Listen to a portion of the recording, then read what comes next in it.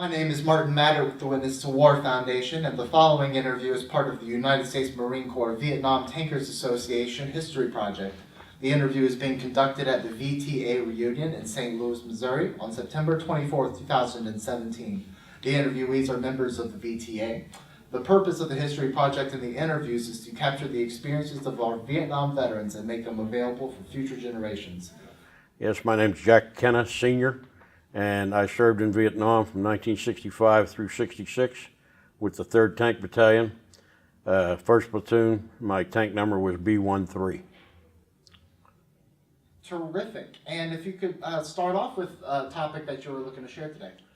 Well, like I said, I joined the Marine Corps in 1963. I got out of boot camp, and in 64 we went on supposed to be the largest amphibious landing since the Incheon Reservoir. We went over in Operation Steel Spike in 64. And I come back from there, and next thing I know, I got orders to go to Okinawa at that time. And I went home on leave for a little while, and then I ended up getting on a plane and went to Okinawa. Well, I went on Okinawa on a ship, and happened to be running around out there, and somebody said to me, well, you're going to go to Vietnam. I said, what the hell, where's Vietnam? I never heard of it. And the next thing I know, we was in Vietnam. And I spent most of my time with the around Da Nang Air Base and then over in Marble Mountain.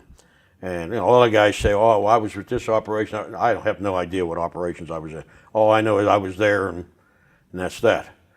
You were there in the real early days. Oh, yeah, yeah. Yeah, we spearheaded the 3rd Marine Division, according to what they told us, okay? And like I said, when we landed there in Da Nang, you know, I'm thinking like John Wayne, we're going to get off, and, you know, my buddy machine guns and everything. The kids are running around selling Pepsi-Cola. I thought, what the heck kind of war is this? And the next thing I know, that night we was guarding the air base, we found out because they mortared the bladder bags at the Air Force, and we knew we was into something. So, and then I remember I got out, well, I left Vietnam in 66, and I come home, and there's a story about that, but I don't want to get into that. But we come home, and then I went down to Camp Lejeune, and then we went on a Caribbean cruise and stuff like that. And after that, around December the 1st, 67, I got out. I went home. I got married in 68, had 2 children. And my one boy, when he turned 18, he was talking about joining the Army.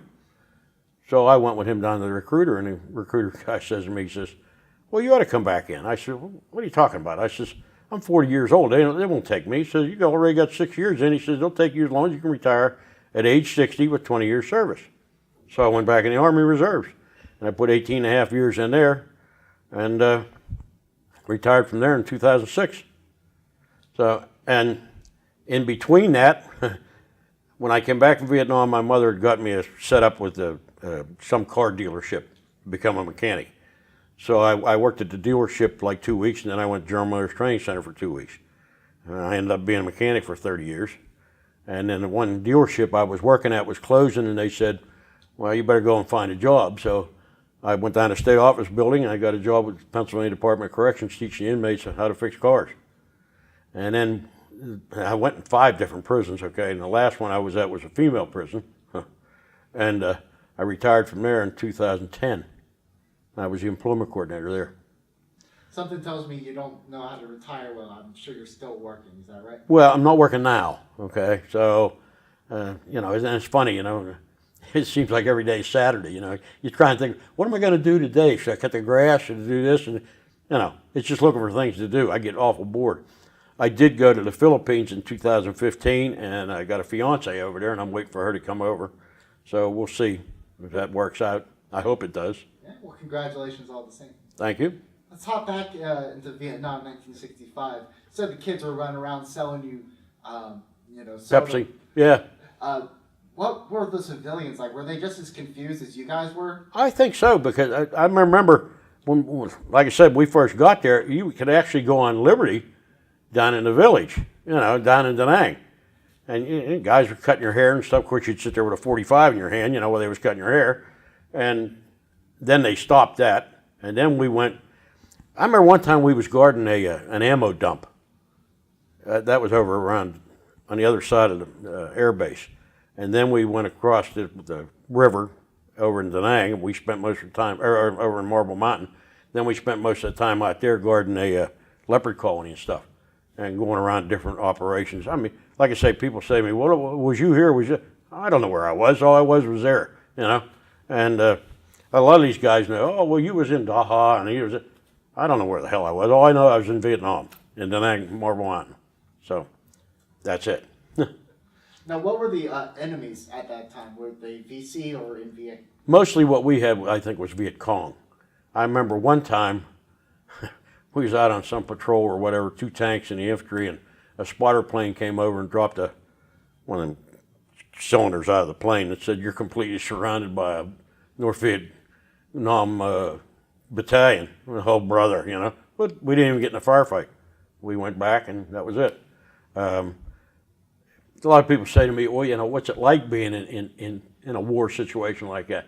And I'll be honest with you, it was boring more than anything else, because you'd be sitting around with nothing to do, thinking, "Oh my, what do we got to do now?" And the next thing you know, boom, that's it, and you're in a firefight, and bullets are flying all over the place. And I'll never forget the one time I was standing guard duty one night, and I was standing in the tank commander's hatch about that far up, and everybody else was sleeping, and I'm smoking a cigarette, you know, because after then, you know, you didn't cup it and hide it. I'm just standing up there smoking. And the guy took a shot at me, and I'll never forget it to the day I die. I could see the flash of the muzzle coming, you know, and the crack of the bullet went right past my ear. I could feel the wind. Oh, thank God. I was I was pretty lucky. I made it through. So, and then eating them sea rations, I can remember one time we got, because they came in a great big box. We used to get a whole box, and there was, you know, a bunch of them in there. And I said to one guy, I said, "Look at that." He said, "What?" I said, "Them damn things are older than I am." I said, "They're from 1945, and I was born in 46. So, no wonder, you know, my stomach's all messed up even to this day.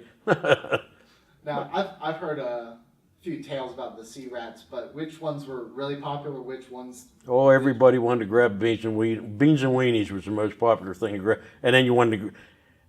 It was funny. They called them sea rats, but there was like B1s, B2s, and B3s in the small boxes.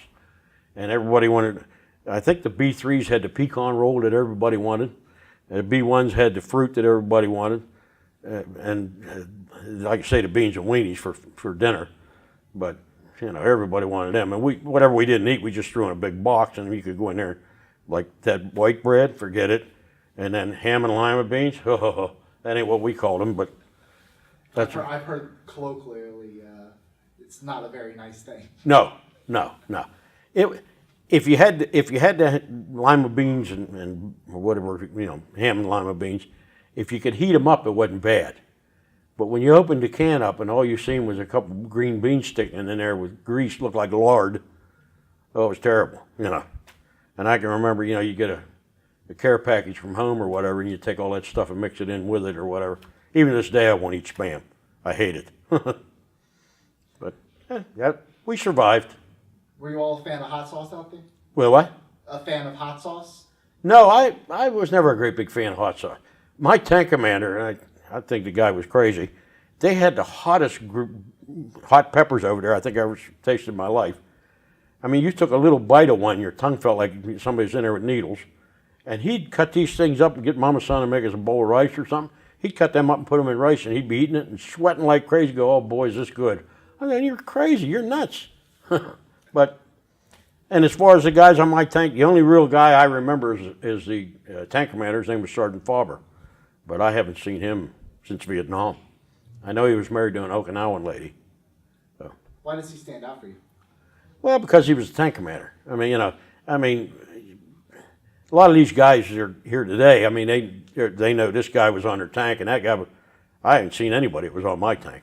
You know, and I'll be honest with you, unless they said I was on your tank, I wouldn't know them. So, a lot of people say, "Oh, you blacked it out." Not really. I remember when we came home, or when we was waiting to come home, I remember standing there at that air base at Da Nang watching that, I think it was a C-124 was coming in, nose opened up in the front. Man, that thing was so slow, I could have ran faster and that thing was coming in. But finally we got out of there, and I was glad to get home.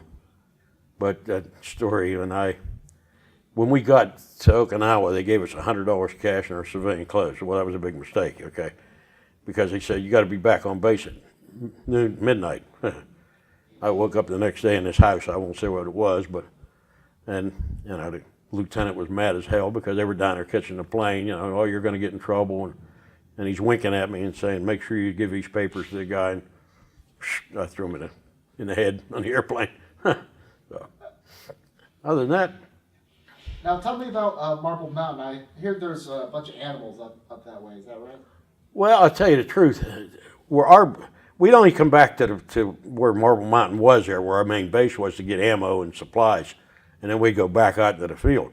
And the only thing I ever seen in Marble Mountain was this great big mountain sitting there. I mean, I was never up on it. I don't know what it was like. But like I said, we was out around that leopard colony for a long time, guarding them, and that's just, that's pretty much what we did. We'd go out on what they call PPBs, platoon patrol bases and stuff, helping the infantry and stuff. And one time we was guarding an artillery outfit, and I'm sleeping on these C-ration boxes one day because I was off guard at that time, and they snuck in an 8-inch cannon. Man, they fired that thing. I about jumped 3 feet off the C-ration boxes, 'Cause, I mean, I was used to 105s going off, but this 8-inch, holy mackerel, it's like a battleship. But that was one thing I can remember. Tell me about the difficulties maneuvering tanks in Vietnam. Oh, it was fun trying to get them around. You really had to watch, you throw a track real easy because the sprockets get wore out from the sand and stuff, or you get them stuck in the rice paddies. And I remember one time, we're riding along in the tank, and I was the gunner, and all I could see was maybe about that much. And we're riding along, and it's boring, it's hot and stuff. And the driver who sat down by me, or below me, he had a sandbag underneath his seat there to protect him. And all of a sudden, boom, this thing went off. What the hell was it? Sand comes flying up all over the place, and I thought, man, we're hit. Everybody's dead, and I'm the only guy alive. And I start traversing the turret, and the tank commander grabs the turret. He says, what the hell are you doing? I said, we're hit, ain't we? He says, you dummy, we run over a mine. And it blew a set of road wheels 75 yards, and they're pretty heavy. It did a lot of damage. But that's one of the most exciting things I could, well, there's a couple other things, but, that really woke you up. Any funny stories from your time in Vietnam? Yeah, but none I think I want to talk about out here. Not fit to print. No, not fit to print, no. I was 18 years old when I got there, and I was 19 when I was over there. I turned 19. And I can remember coming home, and I didn't sleep the whole time. You talk about a funny story. This you could print this. When we got there, I took all my utilities, what we used to call utilities, fatigues, and I gave them to the lady to clean. Well, they never came back, and I was going home. I thought, well, I'm going to have to buy all new utilities when I get back to base, back down to Lejeune. Well, here, when I'm home, I get a thing from the post office. You got a package down here. I get down there, there's all my utilities starched and everything from Okinawa. So I didn't have to buy any stuff. But I remember when I come home, like I said, I didn't sleep at all. And first thing I wanted to do was take a bath. I didn't care. I just wanted to soak in a bathtub. So I get in this bathtub, and my mother kept pounding on the doors thinking I fell asleep or whatever, but it just felt so good I didn't want to get out of it. And the next day I got my car, because my grandmother gave me her 55 Chevy, and I had a good time. Now, is there any song that if you heard today would take you back to your days in Southeast Asia? Well, see, I'm more into the 50s songs. I mean, that's the stuff when I went to the junior high and stuff and the dances and stuff, but I can remember some of them, like, we got to get out of this place and all that stuff, but, to me that was a lot of hippie stuff. I didn't pay much attention to that. Now, I'll tell you one thing, though. My mother sent me a 45 record player. It was a little wee thing, round batteries. And I'm standing guard duty one night, and I had it real low, and I had it sitting on the breech. Well, somebody yelled out, dinks in the wire, and there they were out there. And I had to move the gun turret and stuff, forget all about the thing playing. And it was, I think it was My Girl, the Temptations or something. And that thing busted to smithereens. That made me madder than anything, rather than anything else. But I can remember that. So. Now, what do you want future generations to remember about the Vietnam War based on your experiences? Well, the future generation needs to understand one thing.